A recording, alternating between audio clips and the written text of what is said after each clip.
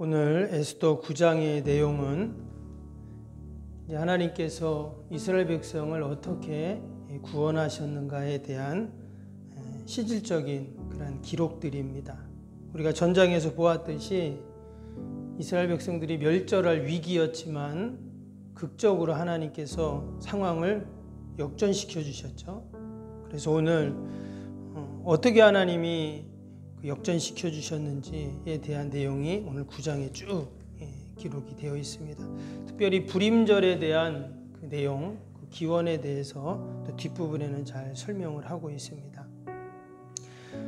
우리가 에스더서를 읽으면서 한 가지 특이한 것을 발견을 하는데요. 10장밖에 안 되지만 잔치가 여러 번이 나옵니다.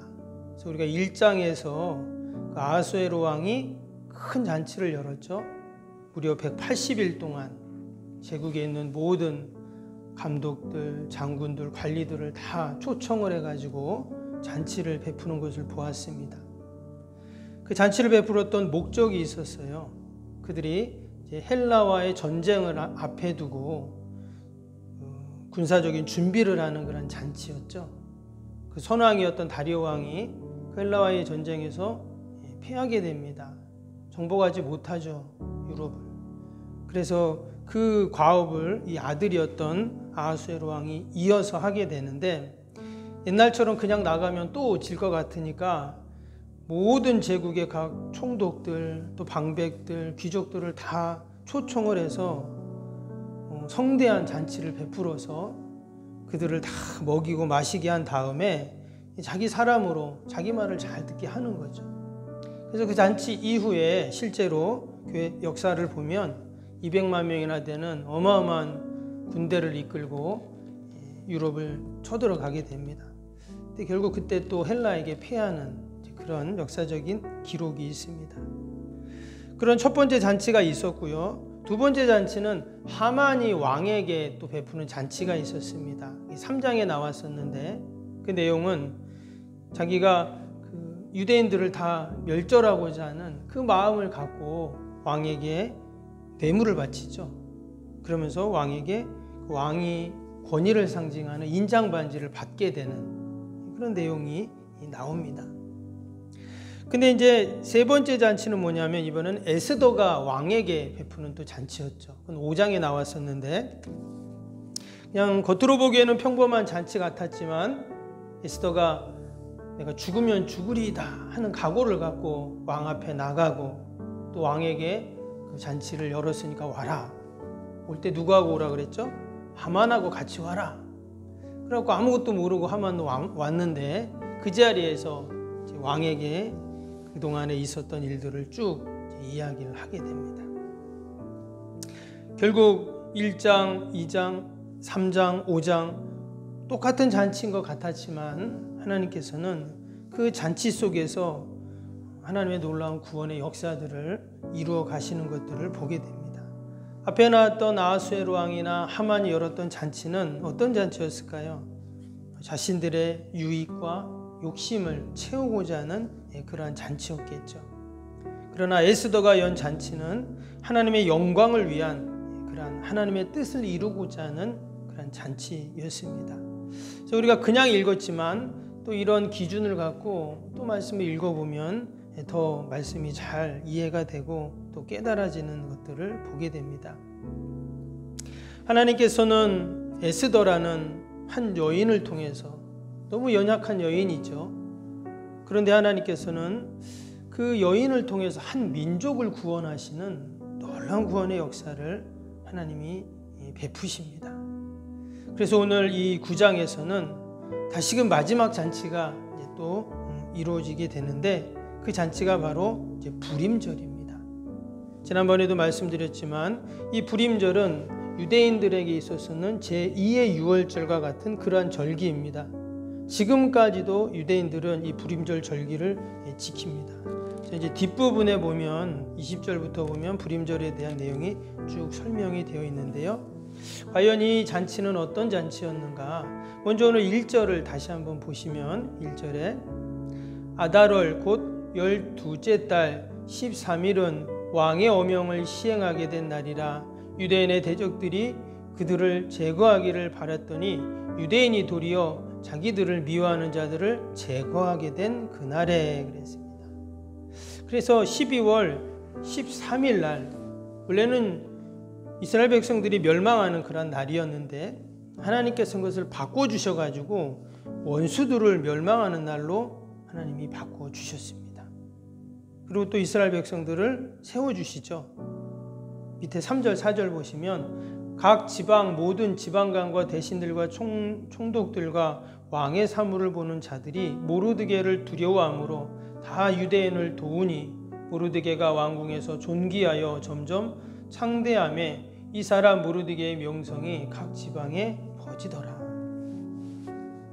하나님께서 이 모르드게를 세워주시는데 참 놀랍도록 세워주십니다.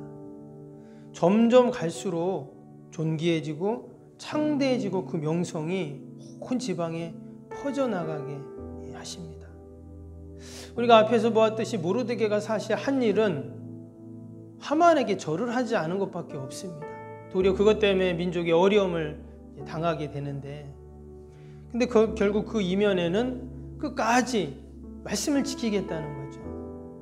하나님이 하신 그 언약을 지키겠다는 그 마음을 갖고 그가 절을 하지 않았던 것이었습니다. 근데 나중에 보니까 결국 끝까지 말씀을 지키려고 했던 그 모르드게를 하나님은 존귀하게 여기시고 점점 창대하고 그 명성이 온 세상에 퍼져나가게 하시는 이런 놀라운 구원의 역사를 이루어 주셨습니다. 변함없이 우리가 늘 붙잡아야 할 것은 여러분 하나님의 약속의 말씀인 줄로 믿습니다. 이 새벽에도 함께 기도할 때 나는 부족하고 연약하지만 그러나 내가 말씀 붙잡고 끝까지 하나님 앞에 나아갈 때 하나님께서 우리를 높여주시고 또 도와주시는 그런 은혜가 분명히 있을 줄로 믿습니다. 오늘 이 말씀을 보니까 도륙된 그 이스라엘의 원수들이죠. 수상궁에서만 500명이라고 그랬습니다. 그리고 밑에 16절에 보시면 각 지방 성읍, 특별히 그 하만의 아들들이 다 죽게 되잖아요. 그리고 16절에 보면 무려 7만 5천 명이나 됐다 이렇게 좀 기록이 되어 있어요. 그러니까 유대인들의 대적자들이죠. 각 지방마다 이 사람들은 다른 말로 하면 하만의 수하에 있던 사람들이기도 합니다. 결국 이스라엘 반대했던 그 모든 자들, 원수들이 다 죽임을 당하는 이런 놀라운 일이 일어나게 되었어요. 이스라엘 백성들은 포로 출신이라 했잖아요. 그들이 아무런 영향력이 없는 자들이었습니다. 기껏해야 성의 문을 지키는 그런 일을 하는 사람들인데 이런 하나님께서 놀라운 승리를 보여주셨어요. 그래서 그날이 이제 불임절 절기가 되었습니다. 밑에 22절 한번 보시면 22절에 이런 말씀이 나오죠. 불임절 절기에 대해서 이렇게 나옵니다. 이달 이날에 유대인들이 대적에게서 벗어나 평안함을 얻어 슬픔이 변하여 기쁨이 되고 애통이 변하여 길한 날이 되었으니 이 두 날을 지켜 잔치를 베풀고 즐기며 서로 예물을 주며 가난한 자를 구제하라 하매. 불임절 날 어떠한 날인가를 그렇게 기록을 하고 있습니다. 서두에 그 잔치에 대한 말씀을 잠깐 드렸는데 우리가 이 잔치를 다른 의미로 생각하면 과연 예배는 무엇인가 라는 것을 생각할 수 있습니다. 진정한 예배는 어떤 예배인가? 그 아하수에로 왕과 하만이 열었던 잔치는 분명히 먹고 마시고 하니까 기쁘고 즐겁고 흥이 있었을 것입니다. 그러나 그 잔치는 어떤 잔치였는가? 인간의 욕심과 탐욕만으로 가득한 잔치였죠. 반면에 에스더가 열었던 잔치, 또 오늘 9장에 나오는 이 불임절 잔치는 어떻습니까? 민족을 생각하고 이웃을 생각하고 또 하나님의 은혜와 기쁨이 넘치는 그러한 잔치이죠. 여러분, 우리의 예배가 어떤 예배이어야 하는가? 우리의 예배는 늘 위로는 하나님을 향한 예배이고 또 옆으로는 이웃을 향한 생각하는 그러한 예배가 되어야 한다 하는 것을 우리가 이 말씀들을 통해서 다시 한번 깨닫게 됩니다. 여러분, 이런 놀라운 역전을 일으키시는 하나님을 생각하고 이스라엘 백성들이 어땠을까요? 아마 그들은 감격을 했을 겁니다.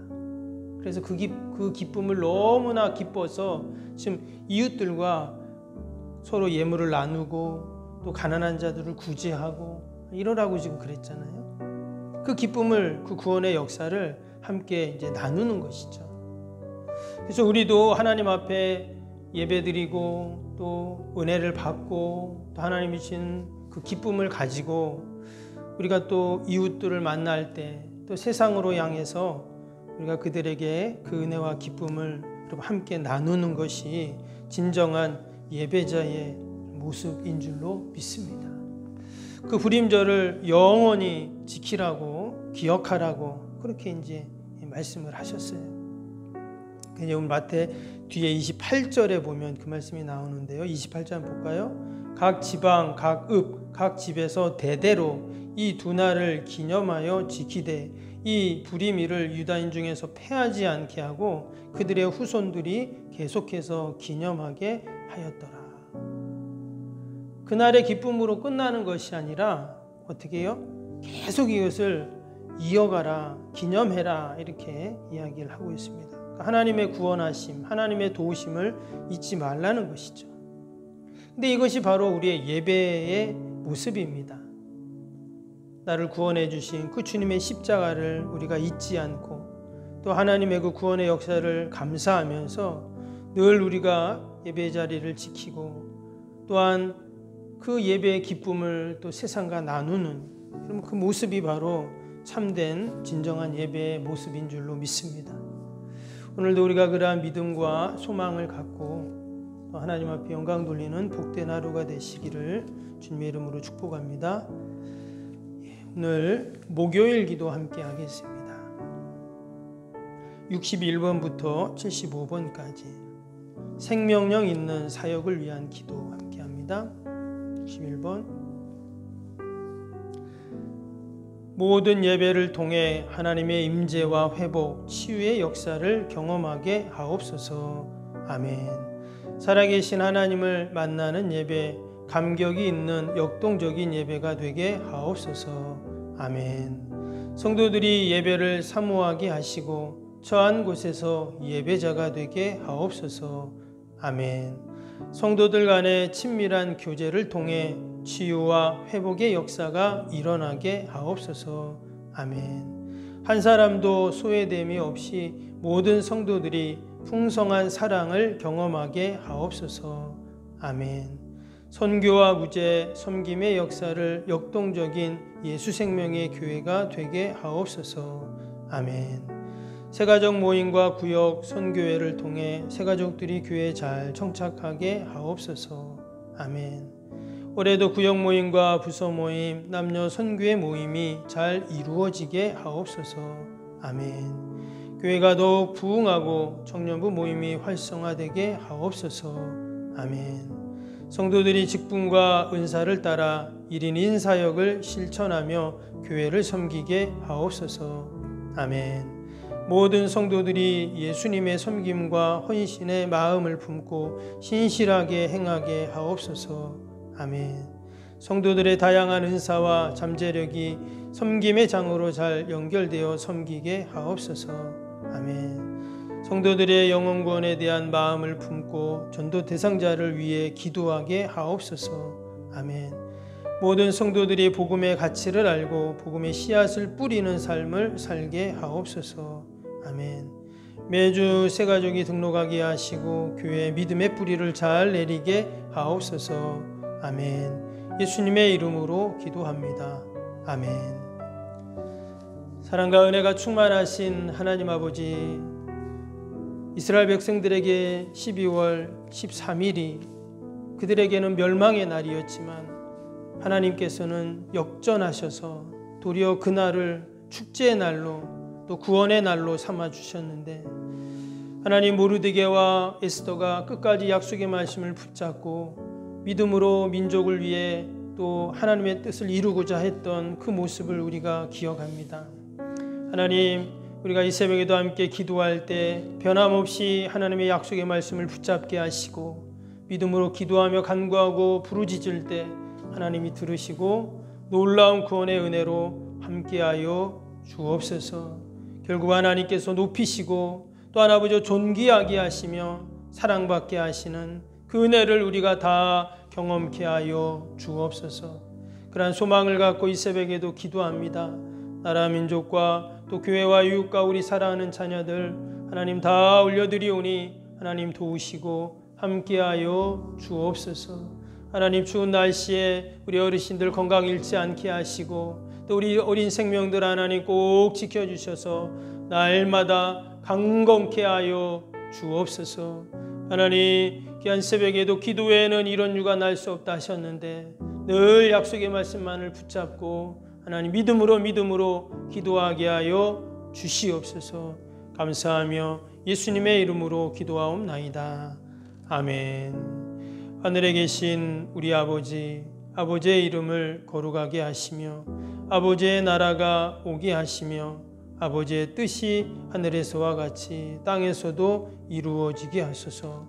오늘 우리에게 일용할 양식을 주시고 우리가 우리에게 잘못한 사람을 용서하여 준 것 같이 우리 죄를 용서하여 주시고 우리를 시험에 빠지지 않게 하시고 악에서 구하소서. 나라와 권능과 영광이 영원히 아버지의 것입니다. 아멘.